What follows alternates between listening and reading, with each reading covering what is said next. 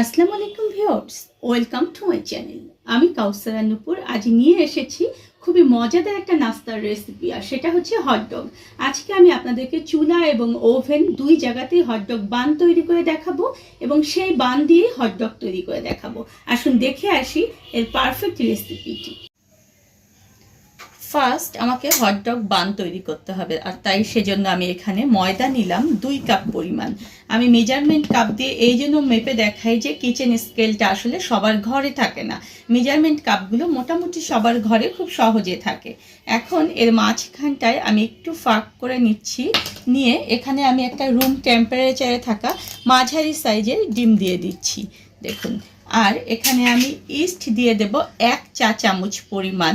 আমি এখানে চিনি ব্যবহার করব। চিনিটা অবশ্যই আপনারা স্বাদ অনুযায়ী ব্যবহার করবেন, তবে চিনি একটু বেশি দিলে বানটা কিন্তু খেতে ভালো লাগে। আমি এখানে 2 টেবিল চামচ পরিমাণ চিনি দিলাম, আপনারা এর চেয়ে একটু বেশি বা কমও দিতে পারবেন। এখানে হাফ চা চামচ পরিমাণ আমি লবণ দিয়ে দিলাম। এখন আমি 1 কাপ পরিমাণ কুসুম গরম পানি নিয়ে নিচ্ছি। এই কুসুম গরম পানির বদলে আপনারা এখানে কুসুম গরম দুধটাও কিন্তু ব্যবহার করতে পারবেন। এই পানিটা দিয়ে ধীরে ধীরে আমি এই ডোটাকে তৈরি করব। পুরোপুরি 1 কাপ পানি কিন্তু আমার লাগেনি, এখানে 2 টেবিল চামচের মতো পানি কিন্তু আমার রয়ে গিয়েছে। এখন এর মধ্যে আমি তেল দিয়ে দেব 2 টেবিল চামচ পরিমাণ। এই তেলের বদলে আপনারা এখানে বাটারটাও ব্যবহার করতে পারবেন। যদি বাটার ইউজ করেন তাহলে সমপরিমাণ মেল্টেড বাটার এখানে ব্যবহার করবেন। বাটার ইউজ করলে এই বানটা কিন্তু অনেক সফট হয়, কিন্তু সবার ঘরে যেহেতু বাটার থাকে না, তাই আমি এখানে তেল ব্যবহার করে আপনাদেরকে আজকে দেখাচ্ছি। এখন এটাকে আমি 2 মিনিট ধরে একটু মথে নেব। 2 মিনিট ধরে দেখুন যে আমি এটাকে মথে নিয়েছি। এখন হাতে জাস্ট অল্প একটু তেল লাগিয়ে নিচ্ছি, আমি নিয়ে এটাকে আমি গায়ে লাগিয়ে দিচ্ছি। আর এটাকে এখন আমি রেস্টে রাখবো 1 ঘন্টার জন্য। কমপক্ষে 1 ঘন্টা রেস্টে রাখবেন, আর এটা একটু গরম জায়গায় রাখবেন। এটাকে আমরা একটা ঢাকনা দিয়ে ঢেকে রাখবো। আপনারা যদি চান যে পলি র্যাপার দিয়ে এটাকে মুড়িয়ে রাখবেন, সেটাও রাখতে পারবেন। 1 ঘন্টা পরে দেখুন যে ডোটা ফুলে একেবারে ডাবল হয়ে গিয়েছে। এখন এখান থেকে কিছুটা বাতাস বের করে দেব এটাকে। তারপরে আপনি ঠিক এটা কোথায় বেলে নেবেন সেই জায়গাটা এটাকে নিয়ে নেব। আমি একটা ম্যাট নিয়েছি, সেখানে জাস্ট হালকা একটু ময়দা ছিটিয়ে দিলাম, দিয়ে আমার পুরো ডোটাকে আমি এর মধ্যে দিয়ে দিচ্ছি এবং এটাকে আমি আবার 2 মিনিট ধরে একটু মথে নিচ্ছি। 2 মিনিট ধরে মথে নিয়েছি দেখুন আমি ডোটাকে। এখন এটাকে জাস্ট একটু মোটা করে আমি হাত দিয়ে এভাবে করে নিয়ে এটাকে আমি ভাগ করে নেব। এটা আপনি ঠিক কত বড় খেতে চান তার উপরে ডিপেন্ড করবে, সেই অনুযায়ী আপনি এটাকে কেটে নেবেন। আমি আজকে ঠিক 2 কাপ ময়দা দিয়ে যেহেতু ডো করেছি, আমি 10টা অংশে এটাকে ভাগ করে নেব। এখন একটি করে ডো নিয়ে ঠিক এটাকে আপনারা দেখুন যে এরকম গোল করে নেবেন। পিছনের অংশে এভাবে দিয়ে দিলে উপরের অংশটা দেখুন যে সুন্দর হয়ে যাচ্ছে। এভাবে একটু গোল করে রাখার চেষ্টা করবেন, তাহলে দেখবেন যে আপনাদের বেলতে অনেক সুবিধা হবে। আবার এটা থেকে আপনার হটডগ বান তৈরি করতেও অনেক সুবিধা হবে। হাতের মধ্যে নিয়ে যদি এরকম গোল করেন, নিচের অংশগুলো ভাঁজ করে দিয়ে, তাহলে দেখবেন যে সুন্দর একটা গোল হয়ে যাবে। এখন দেখুন আমি একটা প্লেটের মধ্যে রেখে দিলাম। এটাকে আমি এখন র্যাপার দিয়ে মুড়িয়ে রেখে দেব, যাতে করে এটা ড্রাই না হয়। আর এটা আমি 15 মিনিটের জন্য রেখে দেব। 15 মিনিট পরে আমি আপনাদেরকে বানিয়ে দেখাচ্ছি। 15 মিনিট পরে এখন আমি এটার উপর থেকে র্যাপারটা সরিয়ে নিচ্ছি। আর দেখুন যে এখান থেকে একটা আমি ডো নিয়ে নিলাম, নিয়ে এটাকে আমি একটু বেলে নেব। এটা ঠিক আপনারা লম্বাটে করে বেলার চেষ্টা করবেন, তাহলে দেখবেন যে অনেক সুন্দর হবে। আর ঠিক কতটুকু বড় করে আপনারা এটা খেতে চান সেটা কিন্তু আপনাদের উপরেই নির্ভর করবে। আপনারা যদি বড় করে হটডগটা খেতে চান তাহলে একটু লম্বাটা বড় করে নেবেন, আর যদি একটু ছোট করে করতে চান তাহলে আপনারা একটু ছোট করে বেলে নেবেন। দেখুন আমি এভাবে করে এটাকে বেলে নিয়েছি। এখন এটাকে আমি মুড়িয়ে নেব। আর হটডগ বানগুলো দেখবেন যে সব সময় মাঝখানটা কিন্তু একটু মোটা হয়, আর 2 সাইডগুলো কিন্তু একটু পাতলা হয়, মানে চিকন হয়। দেখুন ঠিক এভাবে করে নিলাম এবং এগুলোকে আমি একটু এভাবে করে চিকন করে দিচ্ছি আর মাঝখানটাকে একটু মোটা করে দিচ্ছি। ঠিক এইভাবে করে আমি যেহেতু আজকে 2 জায়গায় দেখাবো, আমি কিন্তু ওভেনেও তৈরি করে দেখাবো, আপনার দেখা যায় যে এটা আবার চুলাতেও তৈরি করে দেখাবো। একদম লাস্টের অংশটা দেখুন যে হাত দিয়ে এইভাবে করে একটু আপনারা লাগিয়ে দেবেন যাতে করে এটা লেগে থাকে, আর যে অংশটা লাগালেন সেই অংশটা নিচে রাখবেন, রেখে ঠিক এইভাবে করে দেখুন যে আমি বানটাকে বসিয়ে দিচ্ছি। ঠিক এইভাবে আমি সবগুলোই কিন্তু বানিয়ে নিচ্ছি। সবগুলো দেখুন যে আমি বানিয়ে নিয়েছি। আমি চুলোর জন্য দেখুন যে একটা প্লেট নিয়েছি, স্টিলের প্লেট, আর ওভেনের জন্য ওভেনের যে ট্রেটা রয়েছে সেটাই নিয়েছি।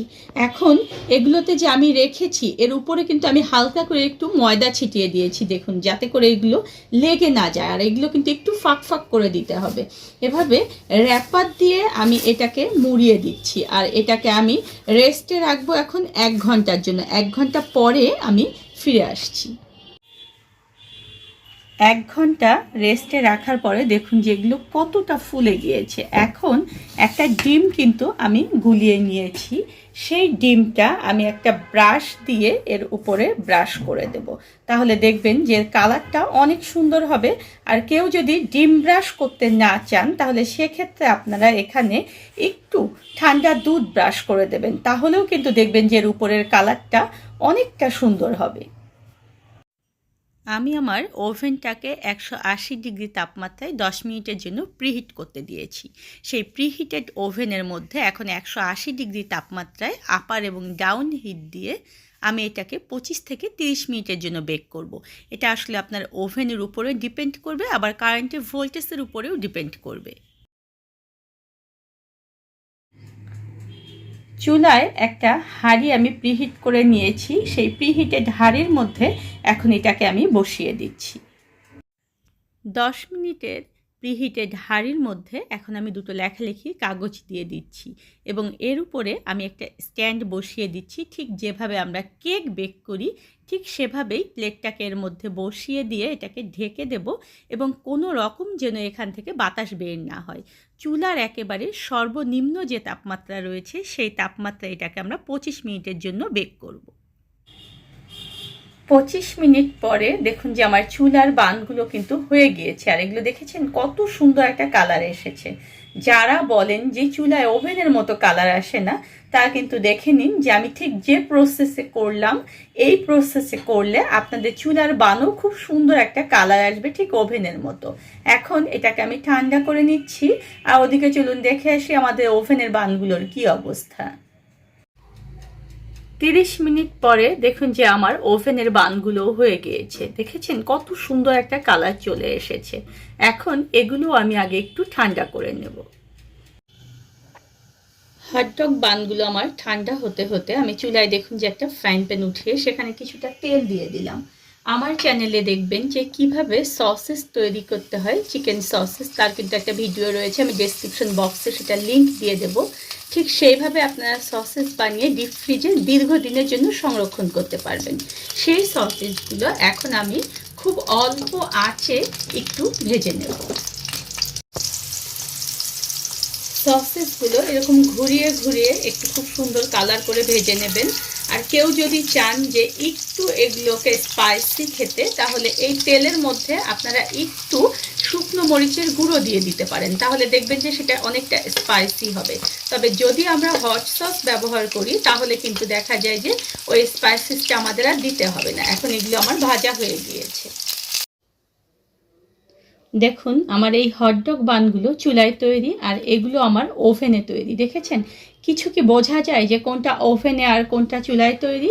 এখন আমি একটা বান নিয়ে ঠিক মাঝ বরাবর একটা ধারালো ছুরি দিয়ে এটাকে কেটে নেব, যাতে করে এর মধ্যে আমরা সসেসটা খুব সুন্দর করে দিতে পারি। দেখুন ঠিক এইভাবে করে এটাকে একটু ফাঁক করে নিয়ে আমি এর মধ্যে সসেসটাকে ঢুকিয়ে দিচ্ছি। সসেস দেওয়ার পরে আমি এখানে সস দিয়ে এটাকে ডিজাইন করে দেবো। এই সসটা ঠিক আপনারা কতটুকু খেতে চান তার উপরে ডিপেন্ড করবে। আমি আমার বাসায় কিন্তু এই হট সসটা তৈরি করেছি, আর টমেটোর সময়ে খুব সহজেই কিন্তু আপনারা এই সসটা ঘরে তৈরি করে নিতে পারবেন। আর হট টমেটো সস কিন্তু অন্যান্য যে কোনো সসের চেয়ে অনেক মজা। আর এখানে আমি ঘরে তৈরি করা মেয়োনিজ দিয়ে দিচ্ছি। এই মেয়োনিজের ভিডিওটাও দেখবেন যে আমার চ্যানেলে রয়েছে। আপনারা ঠিক ভিডিওটা দেখে সেই অনুযায়ী মেয়োনিজটা ঘরে তৈরি করে নেবেন। আমি সেটাও ডেসক্রিপশন বক্সে এটার লিঙ্কও আপনাদের জন্য দিয়ে দেব। ধন্যবাদ সবাইকে আমার সঙ্গে থাকার জন্য। আর আমার পরবর্তীতে আরও নতুন কোনো ভিডিও পেতে হলে প্লিজ আমার চ্যানেলটা সাবস্ক্রাইব করবেন।